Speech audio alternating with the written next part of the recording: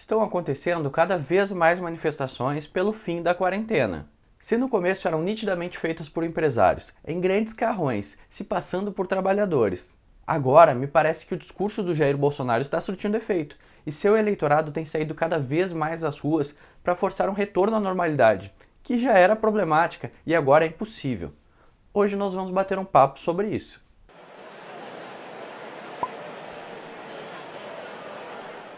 Pegando alguns dados de quando estou gravando esse roteiro, estamos passando de 2 milhões de infectados por coronavírus no mundo. Os Estados Unidos lideram o número de contaminados e também o número de mortes. Por lá, o presidente Trump menosprezou o perigo da doença, demorando para tomar providências necessárias que impediriam a infecção de tanta gente. Se tratando do país central do capitalismo globalizado, não era difícil de prever que uma doença que se propaga pelo ar fosse atingir em cheio um país de tamanha circulação. Outro personagem que está pagando caro pelo deboche feito à doença é o primeiro-ministro do Reino Unido, Boris Johnson, que se infectou com o corona após sair cumprimentando todo mundo nas ruas, fingindo que nada estava acontecendo. Ele recentemente saiu da UTI e se viu obrigado a agradecer o serviço público por ter salvo a sua vida. Então chegamos ao nosso presidente, que consegue sempre ser uma versão mais caricata e mais ruminante de tudo que há de ruim nos piores representantes mundiais. É tipo uma versão reversa das meninas superpoderosas. Açúcar, tempero e tudo que há de ruim. Bolsonaro é a favor do fim da quarentena, mas não tem poder político no momento para decretar uma medida completamente fora de razoabilidade. Então, através de seus discursos políticos e suas atitudes, vai botando o confinamento em xeque. Eu nunca vi um presidente que gosta tanto de padaria quanto ele. Não importa que estejamos na maior crise sanitária dos últimos 100 anos. Trump, Johnson e Bolsonaro estão dispostos a apostar as nossas vidas para garantir a taxa de lucro. Lá fora, os gringos já se deram conta que não há como explorar a classe trabalhadora se ela estiver cremada. Mas por aqui essa ideia ainda não chegou. A burguesia brasileira, inclusive, cometeu vários sincericídios ao longo do mês de março. Vocês devem se lembrar dos Justos e do cara do Madeiro falando conscientemente da morte de milhares de pessoas, mas que isso seria um preço pequeno a se pagar, já que o que importa mesmo é vender hambúrguer.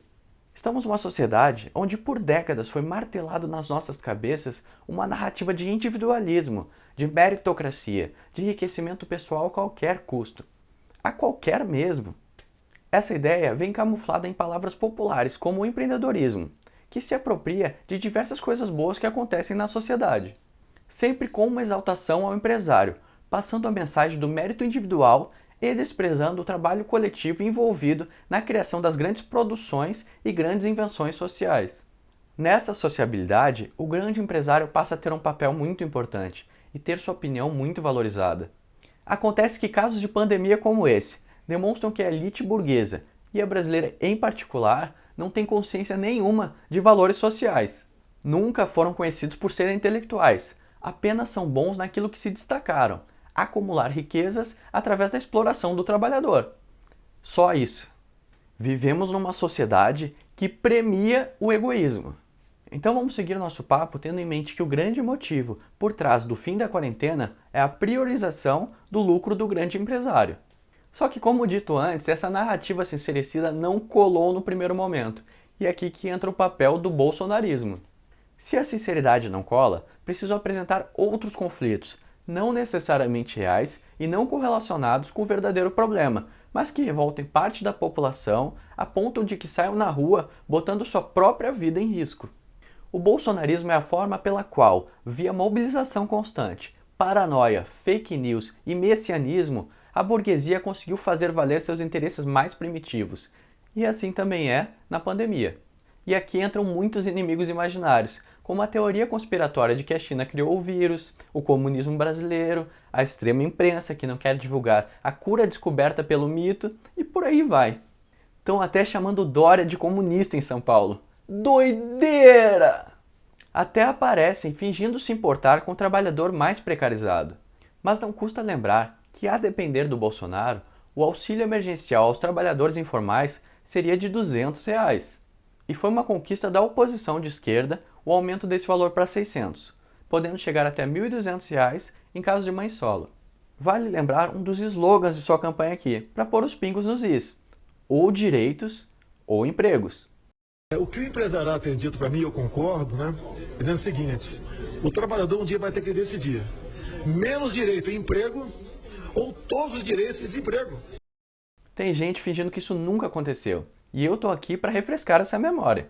Aliás, o governo está dizendo que o Brasil não pode parar, também não aconteceu. Então não divulguem, porque ele pode ficar triste. Quando as pessoas são captadas por esse nível de discurso, é muito difícil para nós mantermos um diálogo saudável. Nosso desafio é saber conversar com essas pessoas que acharam outras problemáticas inventadas para lidar com a realidade. Nós não temos essa resposta. Espero que vocês aí de casa possam nos ajudar. O que nós de fato sabemos é que algumas coisas ficaram cristalinas nessa pandemia. Me parece que é o trabalhador que move a sociedade, hein? E não o grande empreendedor que teve uma ideia brilhante.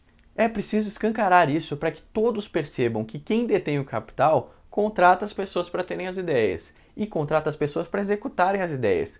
Enfim, não há nenhum brilhantismo por trás disso.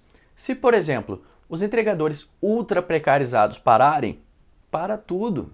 A capacidade de se realizar através do trabalho, extraindo o melhor de nós, aumentando nossas habilidades e conhecimentos, ao mesmo tempo que criamos coisas novas, é algo que foi tirado do trabalhador.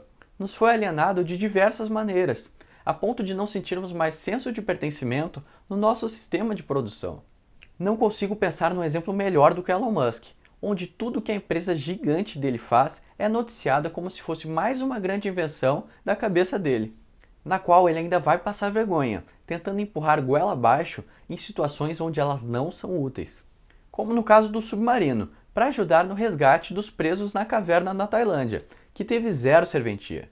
Mas serviu para o empreendedor tentar alavancar sua imagem às custas de uma situação de comoção social. Bom, enfim, esse vídeo é muito mais uma catarse do que um vídeo mais explicativo, no qual estamos mais acostumados. Eu espero que vocês tenham gostado também. Deixe umas dicas e recados finais então.